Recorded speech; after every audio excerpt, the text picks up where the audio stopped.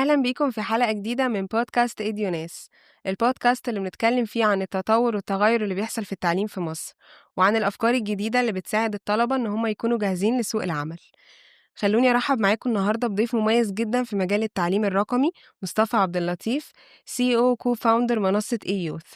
أهلا وسهلا يا مصطفى. اهلا يا ندى، ازيك؟ عامله ايه؟ تمام الحمد لله، مبسوطة قوي بوجودك معانا النهاردة، وأتمنى أن تكون حلقة مليانة معلومات تفيد كل اللي بيتفرجوا علينا. شكرا جزيلا ليكي وشكرا ليكم على الاستضافه، وان شاء الله تبقى حلقه جميله، وان شاء الله نحاول نفيد المستمعين او المشاهدين باي حاجه ممكن تكون مفيده ليهم ان شاء الله. إن شاء الله. في البداية خلّيني أعرف كده background بتاعتك إيه، الexperience بتاعتك إيه في مجال الeducation؟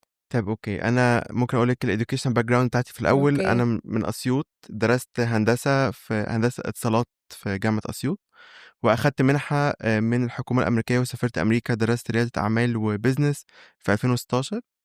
وبعد كده عملت 2 ماسترز بروجرامز، واحدة MBA وواحدة في سويسرا ليها علاقة بالداتا اناليست أوكي، وتطوير المعلومات والبيانات. أوكي، ودلوقتي بعمل الدكتوراه بتاعتي في سويسرا برضو في إدارة يعني الشركات والمعلومات وكده. قدامي سنة ونص إن وأخلصها. شاء الله. وأنا ما اشتغلتش في حياتي غير في إيوس، يعني أوكي، فما عنديش يعني خبرات قبل كده في شركات أو أماكن أخرى. وأنا اشتغلت في إيوس من الأول خالص، ففضلت مكمل فيها لحد دلوقتي. أوكي. بس فيعني يوست تعتبر هي الفول بيتك لايف كارير، تقريبًا. يعني كل الخطوات الكارير في حياتي كانت في ايوس يعني. أوكي، طب ممكن تحكي لنا بقى عن إيه youth؟ بدأتوها إزاي وإيه قصتها؟ اوكي عشان الناس كلها تعرف إيه youth بتعمل إيه وبتفيد الناس، بتفيد الطلبة إزاي؟ اوكي طيب. ايوس، انا عندي كو فاوندر اللي هو علاء عبيده موجود معايا في ايوس، فاحنا الاثنين مع بعض الكو فاوندرز بتوع ايوس. انا كنت في اسيوط بحاول ادور على فرصه ان انا اتعلم واطور من نفسي زي كتير من الشباب اللي موجودين في الصعيد يعني، ومش بيلاقوا فرصه وبيلاقوا الموضوع صعب اللي هم يسافروا القاهره او اسكندريه او الجيزه اللي هم ياخدوا البرامج المختلفه. فكان دايمًا عندنا الموضوع ده بندوّر إزاي نتعلّم، إزاي نلاقي برامج، إزاي نطوّر من نَفْسنا. وكان علاء موجود في القاهرة بيحاول يعمل برامج وبياخد دعم، وكان الموضوع في القاهرة أحسن شوية. أوكي، فلقيت اللي في فرصة مفتوحة علاء بيدوّر على ناس تساعده في إيوس لمّا كانت مبادرة. فأنا قدّمت من أسيوط اللي أنا إزاي أكون موجود ضمن الفريق اللي بيشتغل جوّه إيوس دي كمبادرة. ده كان في 2012 زمان أوكي. جدًا. لمّا كانت مبادرة لسه لمّا في كانت البداية. مبادرة بالضبط. وبعدين في 2012 فأنا جيت من أسيوط، كانت أول مرّة أجي في القاهرة، يعني القاهرة من أسيوط. وبدأت أشتغل في الفريق اللي بيشتغل على المبادرة دي في الأول. كنت مُيسِّر، وبعد كده بعد شوية بقيت موجود عضو من الأعضاء الأساسية اللي بتنظّم، وبعد كده بقيت مسؤول عن المبادرة كمبادرة في 2013. أوكي، بعد كده بدأت إني علاء دخل الجيش، كان عنده امتياز، هو كان في طِب. وبدأت أنا إني إيه، أبقى واخد دور أكبر، وبقيت باجي القاهرة على طول. وبدأنا نحاول بقى نقدّم برامج أكتر ومبادرات أكتر كمبادرة داخل كل المحافظات. أوكي، وبدأت المبادرة دي تكبر واحدة بواحدة، لحد ما جات لي فرصة إن أنا أسافر أمريكا في المنحة. وهناك كان أنا مقدّم وباقول إن أنا إزاي نحوّل إيوس تبقى شركة. كل الناس إحنا كان بيشتغل معانا كمبادرة دي أكتر من 3000 واحد بيشتغلوا معانا، وكانت كل الناس دي شغّالة متطوعة تمامًا في أوكي، كل المحافظات، وكان عندنا أماكن بنشتغل فيها، وكنا بندرّب آلاف الناس كل سنة. فكنت مسافر باشوف إزاي نقدر نحوّل الكيان اللي موجود ده تبقى كيان شركة، شركة، عشان تستمر ويبقى فيها استدامة وفي sustainability والشركة تكبر وتبقى عندها قدرة إن هي تعلّم ناس أكتر وتفيد ناس أكتر. أوكي، وكان دايمًا الobjective بتاعنا ثابت من أول يوم، إن إحنا بنقدّم برامج تعليمية للناس. البرامج دي تساعدهم وتأهّلهم اللي هم يدخلوا سوق العمل، سواءً كناس بتدوّر على وظيفة بعمل يعني full time job أو دوام كامل، أو ناس تشتغل كfreelancers أو عمل حُر، أو ناس بتشتغل أو تبقى رواد أعمال يعملوا الstartups بتاعتهم. أوكي، فمن أول يوم إحنا بنحاول نقدّم برامج تعليمية للفئات كلّها اللي في المجتمع في مصر، علشان نساعدهم يوصلوا لواحدة من ال3 objectives دول. أوكي، فلمّا سافرت أمريكا كانت دراستي هناك how to create social enterprises، الشركات اللي ليها هدف اجتماعي. فقدّمت كان EOS business plan، أول business plan في EOS دي كان مشروع التخرُّج بتاعي في أمريكا. قدّمت، أخدت مركز متقدّم في الجامعة، أخدت منحة بسيطة، ورجعت مصر في 2016. ومن هنا عملنا الشركة في 2016 يوم 3/8/2016. ده كان أوكي، أول يوم عملنا فيه الورق السجل التجاري آه. بتاع إيوس. بقت شركة بقت خلاص. شركة طب إيه أنواع بقى البرامج اللي بتقدموها؟ يعني بما إن حضرتك كنت أوكي، بتقول إن هي برامج لكل الناس اللي بتدور على فرص عمل، سواء في بالضبط. يعني في مختلف الأعمار، إيه بقى أنواع البرامج أو في تراكس إيه موجودة في المنصة؟ طيب خلّينا نقول إحنا في إيوس اللي بيحرّكنا في البرامج هو سوق العمل، فإحنا بنتحرّك زي ما سوق العمل بيتحرّك. يعني إيه؟ يعني كل ما يكون في طلب على مجموعة معيّنة من البرامج في وقت معيّن، دورنا اللي إحنا نقدّم برامج أكتر تعليمية تأهِّل الناس يقدروا يشتغلوا في البرامج المطروحة في سوق العمل. إمم. فبالتالي إحنا بنركّز على أكتر 20 track موجودين أو مطلوبين في سوق العمل دلوقتي اللي هم التكنولوجي، الmarketing، الbusiness، الHR وغيرها من الموضوعات الAI cyber security، الموضوعات الأكثر طلبًا كموضوعات توظيفية في العالم. إحنا دي اللي بنركّز عليها عشان نقدّم فيها برامج أكتر، فالشباب اللي بياخدوا معانا البرامج دي يبقوا مؤهلين يقدّموا في الوظايف. فإحنا بيتحرك مع تحرُّك سوق العمل. عندنا أكتر من 300 مجال مختلف، فيهم أكتر من 1500 برنامج متنوع، فيهم مستويات، كل أوكي. برنامج فيه مستوى أول، مستوى تاني، مستوى تالت، وكل برنامج بيتوافق مع job description وjob competency لوظيفة معيّنة. يعني ممكن طالب ياخد مستوى أول بس، بالضبط، والّا ممكن يعني والّا لازم ياخد كل المستويات، يخلّص مثلًا أوكي. الprogram كامل على بعضه؟ لأ، هو في الأول على حسب هو مستواه إيه. يعني أوكي. هو في بعض البرامج بيبقى فيها زي اختبار أو assessment في الأول، فالشخص بيعمل الassessment ده بالAI، بيقول له أنت مستواك أنت beginner فتاخد المستوى الأول، أو تاخد مستوى تاني لو أنت مستوى متوسط، أو تاخد مستوى advanced لو أنت شخص يعني عندك خبرات في الcareer ده وعندك قدرة وعايز يطوّر بس. وعايز تطوّر من نفسك. فعلى حسب أنت الlevel بتاعك فين تبدأ اللي أنت تقدّم. أوكي. ده إطار، الإطار التاني على حسب أنت مقدّم على وظيفة إيه. أوكي. أنت ممكن تبقى مختار وظيفة معيّنة عايز تبقى مؤهل ليها، فالوظيفة دي محتاجة مستوى تاني في X، مستوى أول في Y، مستوى advanced في Z. يعني ممكن وظيفة تجمّع مثلًا communication skills level 1، designing skills مثلًا photoshop والحاجات دي level 2، media production مثلًا skill X أو Y في level 3 مثلًا. أوكي. فأنت بتجمّع ال3 دُول بنسميهم bundle. الbundle دي زي إيه، زي سلِّم الشخص بيطلع عليه عشان يكون مؤهل لوظيفة معيّنة. يعني يقدر يpick من هنا ومن هنا ومن هنا ومن هنا، بالضبط. يجمّع بالضبط هو إيه الneed اللي عنده بس إحنا ويمشّيه. بنساعده بقى، يعني هو مش بيجمّع من نَفْسه، آه. إحنا بنقول له، هو بيقول والله أنا وظيفة X، فبنقول له وظيفة X دي فيها الpackage دي، فبتاخد الpackage. ممكن يبقى في الpackage نَفْسها فيها levels مختلفة من الprograms، إمم. بس بتوصّله اللي هو يقدر ياخد الpackage دي عشان ياخد يوصل للي هو الوظيفة دي، عايزه. بالضبط كده. أوكي. بالضبط، طيب بما إنكم موجودين في كذا دولة عربية دلوقتي، مضبوط، إزاي بتقدروا تضمنوا إن المحتوى اللي بتقدموه في المنصة مناسب مع الشباب اللي في مصر واللي في أوكي، الإمارات واللي في السعودية؟ لأن طبعًا بيبقى ليها طبعًا، مختلف، صح. يعني الشباب من كذا دولة مختلفة في اختلافات ما بينهم في التعليم. مضبوط. هاقول لِك، إحنا دلوقتي الحمد لله شغالين في 21 دولة. إمم.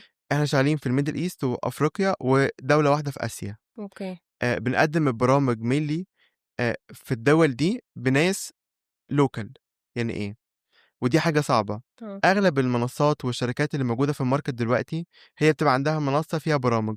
البرامج دي بتقدّمها لأي حد في أي دولة، أوكي. وتقول ادفع الاشتراك وخُد البرنامج أو آه. كده. إحنا لأ، أنت سعودي، فهتاخد البرنامج في السعودية من مدرب وexpert سعودي.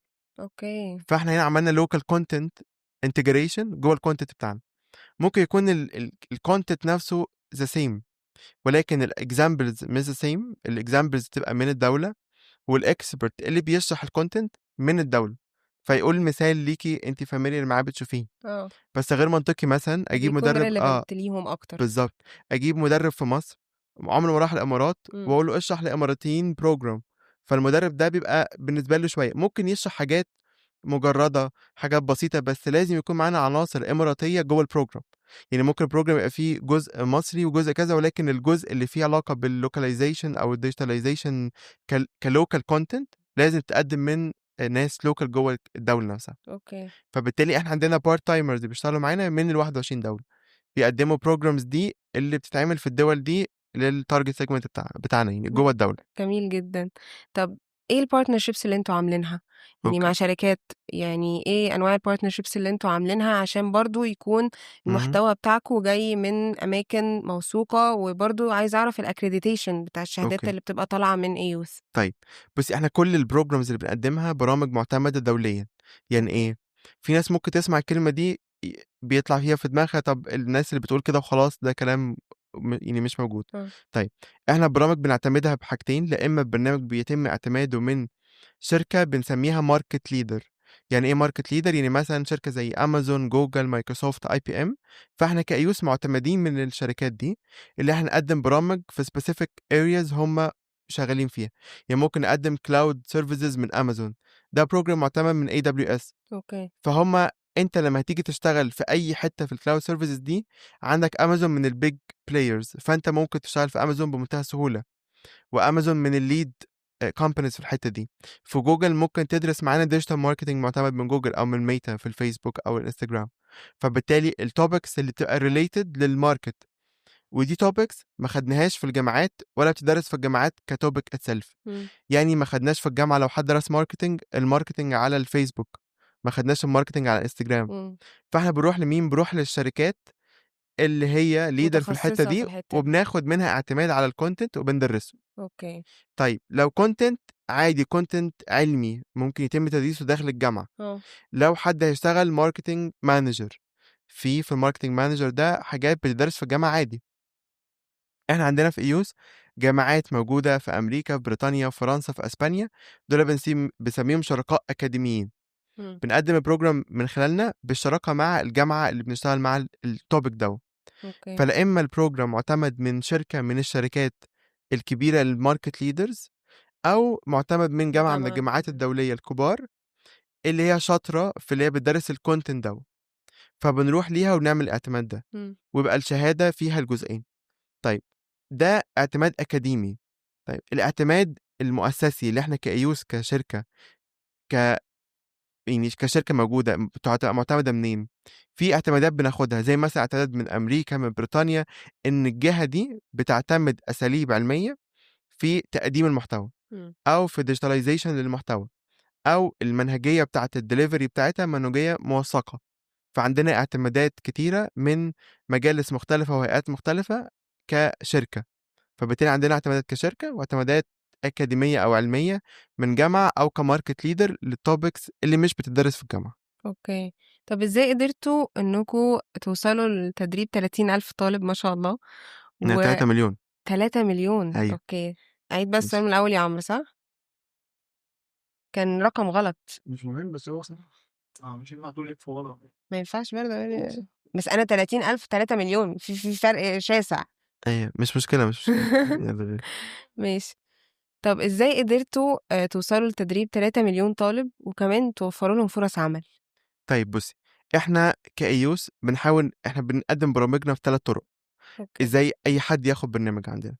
رقم 1، لو أنت شخص عندك القدرة تدفع تَمَن البرنامج، فبتدخُل على المنصة عندنا حسب أنت داخل من أي دولة، بيطلع لك الpricing، بتدفع تَمَن الpricing، تَمَن الcourse يعني.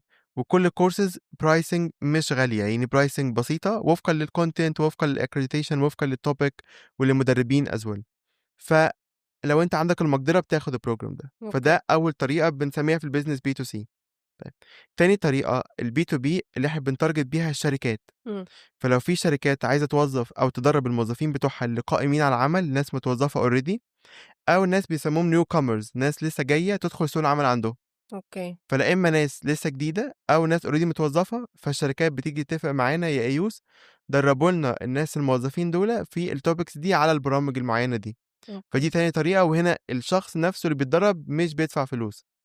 مين اللي بيدفع؟ الشركة الشركة. بتاعتك. إمم. رقم 3، ودي للناس اللي ما عندهاش قدرة على اللي هي تدفع تمن الprogram ده، أو مش شغالة في شركة تقدر توفّر لها تدريب. اهم.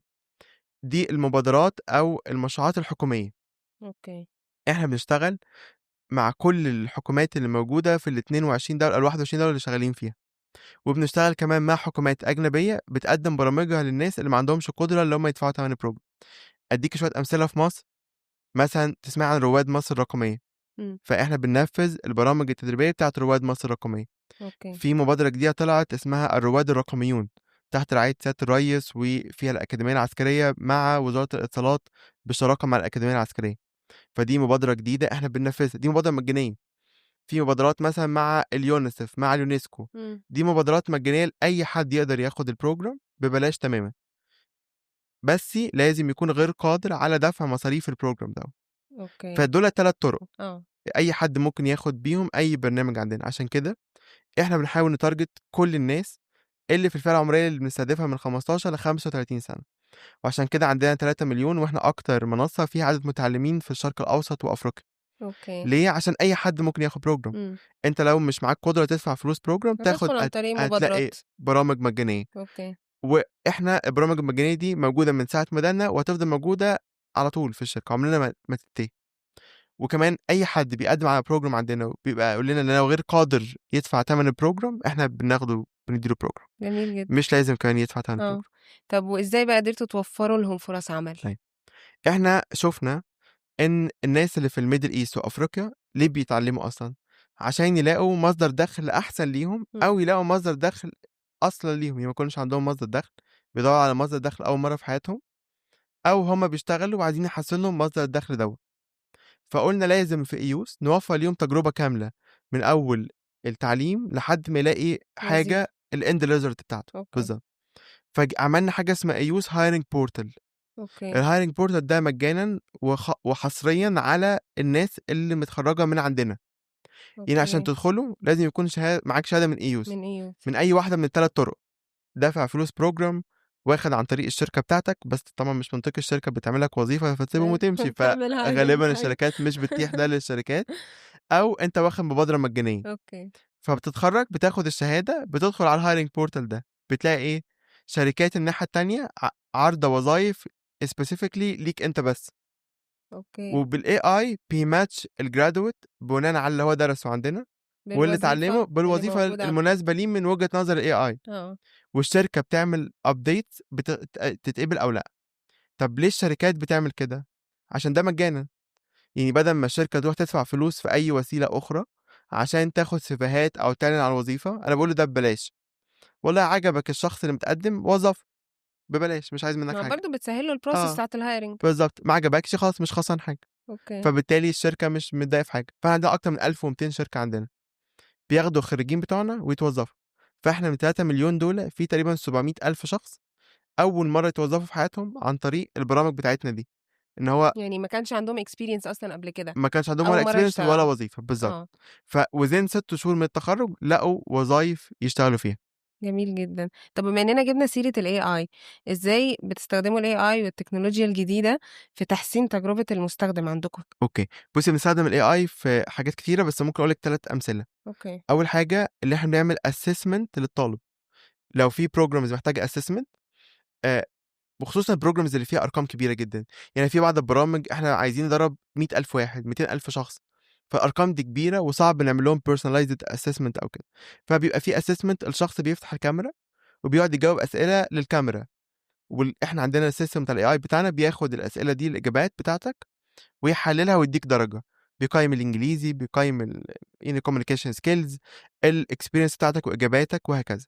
أوكي. فدي طريقة. فعن طريق إن إحنا بنعمل assessment بالAI للناس المتقدمة في البرامج الضخمة خصيصًا يعني. أوكي. تاني نقطة في الcontent. طبعًا زي ما إحنا عارفين الcontent دلوقتي updated على طول مش زي قبل كده. آه. وعشان نعرف نupdate الcontent بتاعنا on a regular basis، حطينا item AI في الsystem عندنا بتاع الcontent، يقدر على طول أي updates بتحصل في الcontent يضيفها كcontent، كexample، كحاجات ممكن تتضاف داخل المادة العلمية تتضاف automatic. automatically مع المراجعة من الlearning matter expert الSME، أو يعني الشخص الexpert جوّه الtopic دوّة. أوكي. لازم يراجع عليها طبعًا عشان ما ناخدش حاجة من الAI ديّة على اللي طول. كنا بنقول فيها عنها في الأول، صح؟ بالضبط. أوكي. بالضبط. بس على طول مش بنستنى بني آدم يقعد يعمل، لأ الAI بيقول لنا الحقوا في update في الحتة الفلانية، آه. فبيبدأ يعمل. عاملين زي AI يعني portal كده، بيدوّر في الcontent والcourses على أي حاجة updated عن الموجود. فإحنا بندخّل له محتوى البرامج المتاحة عندنا، ويبدأ يدوّر المحتوى دوّة up to date والّا لأ كل يوم.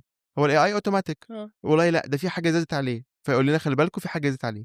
تروح لمين؟ للmatter expert اللي عامل الcontent، يبُص هاضيفها والّا لأ مش مناسبة والّا هي مش verified. وممكن تبقى حاجة updates بس حصلت ما حصلش فيها validation، إمم. فبالتالي ما يحطهاش. ممكن لأ يبقى فيها validation فيحطها. أوكي. فالsystem ده شغال على طول. دي رقم 2. أوكي. رقم 3 في الjob matchmaking. في وظايف للgraduates بيحصل لهم job في matchmaking البورتال بقى في اللي إحنا الportal كنا لسه hiring بنتكلم portal فيه. بالضبط كده. تمام.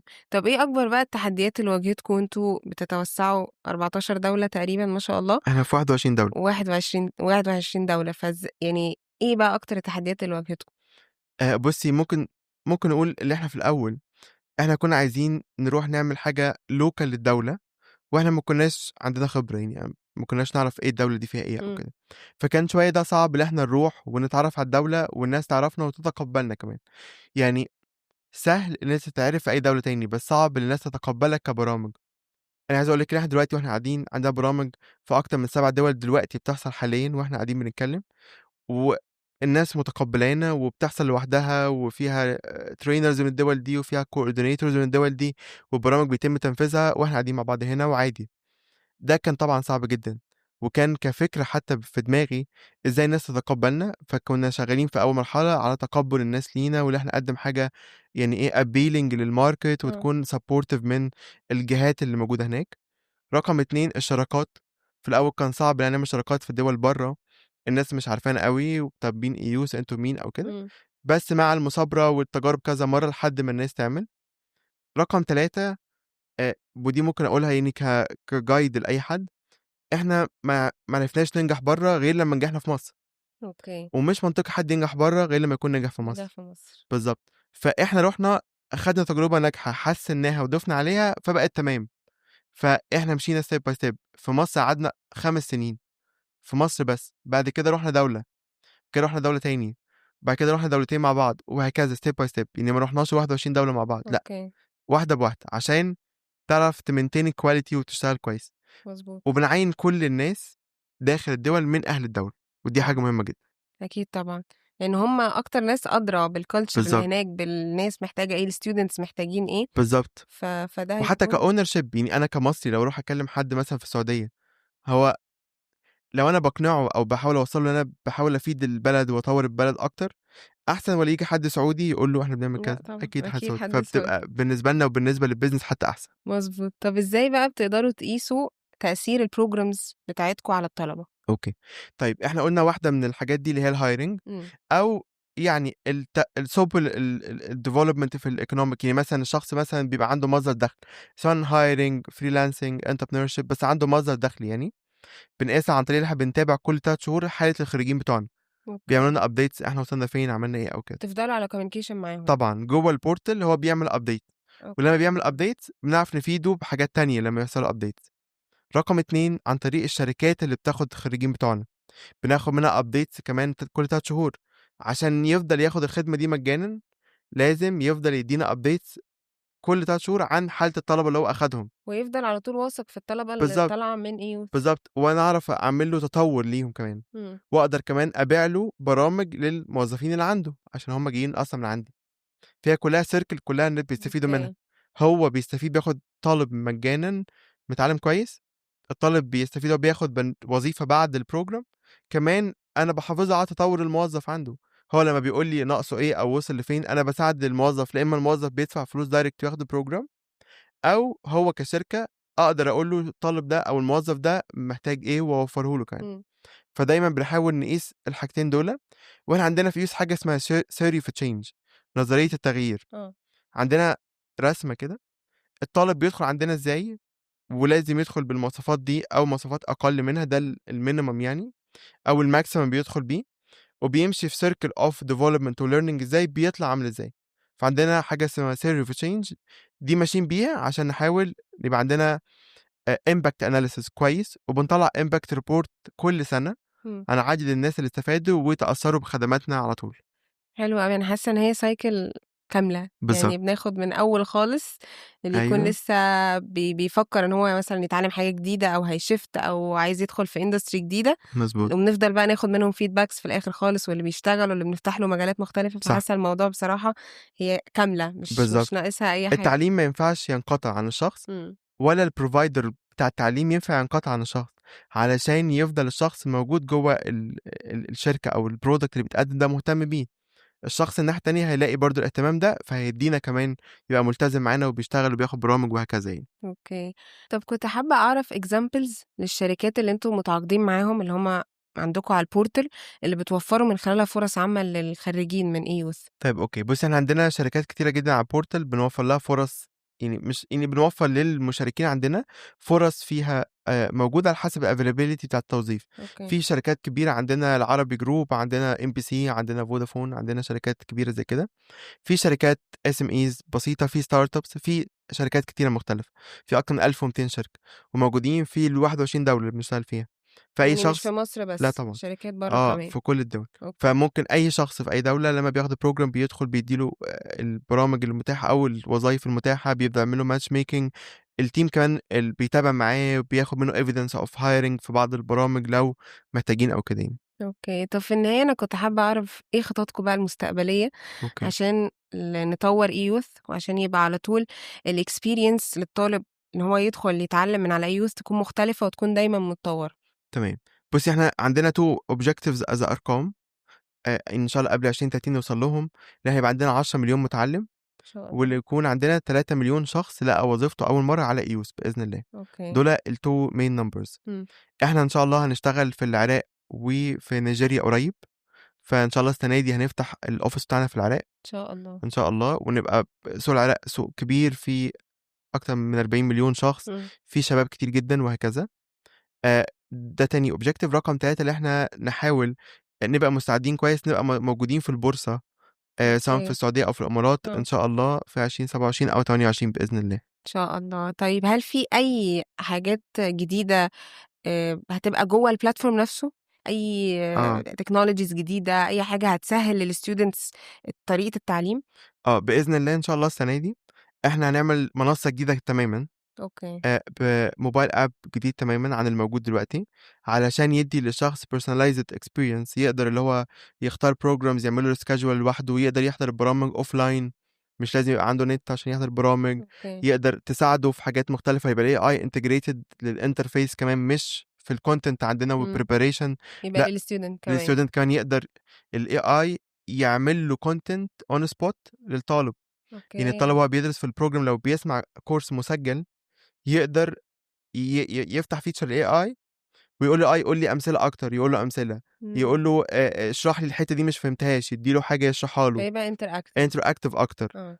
لو بياخد كورس مع انستراكتور لايف على زوم مثلا او اي وسيله لايف، يقدر الاي اي يبقى انتجريتد، يلخص الكلام للشخص اللي بيقوله، يقدر يعمل له كويزز بشكل مستمر، مم. يقدر يعمل له ملخصات للبروجرامز، ممكن يعمل له موك اكزامز للامتحانات، ممكن يديله تحضيرات للانترفيوز بتاعته.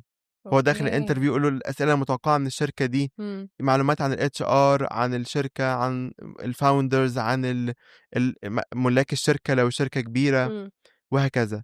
فان شاء الله ده يبقى متاح السنه دي. يعني احنا اي حاجة هنعمل محتاجها الطالب تقريبا بالظبط هيلاقيها. ان شاء الله ان يعني. شاء فان شاء الله الله. السنه دي نطلق حاجه زي كده على طول باذن الله. ان شاء الله. انا كنت بسم مبسوطة الله. جدا ان انت كنت موجود معايا النهاردة يا مصطفى، شكرا يا ومبسوطة ندى. بكل الانفو اللي انا عرفتها عن ايوث. وبصراحة يعني عجباني الاكسبيرينس كلها، حاسة ان الموضوع سهل وبسيط، واي حد محتاج يتعلم اي حاجة هيلاقيها بكل سهولة، ويقدر كمان تديله فرصة ان هو يلاقي فرصة عمل كويسة. شكرا يا ندى، وشكرا لكل فريق العمل على الاستضافه، وشكرا ليكم، وانا انبسطت يعني ان انا كنت معاكم النهارده، وباذن الله يعني الناس اللي تشوف البودكاست تبقى تستفيد منه ان شاء الله. إن شكرا شاء جزيلا. الله.